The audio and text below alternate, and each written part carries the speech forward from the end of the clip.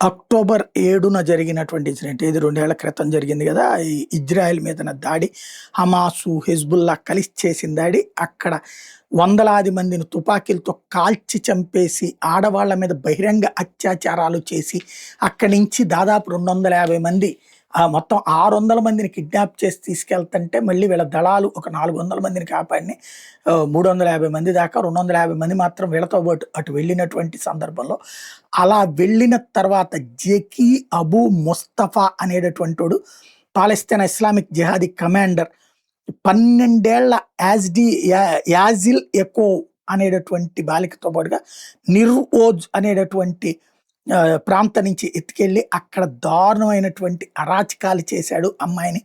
తర్వాత ఇంకొక మైనర్ గర్ల్‌ని కూడా అరాచకం చేసి, ఇద్దరు మైనర్ ఇజ్రాయలీ గర్ల్స్‌ని రేపులు చేసి, హత్యలు చేసినటువంటి రాక్షసుడు వీడు. దాంతో పాటుగా ఇజ్రాయలీ సిటిజన్స్‌ను కూడా చంపినటువంటి వాడు.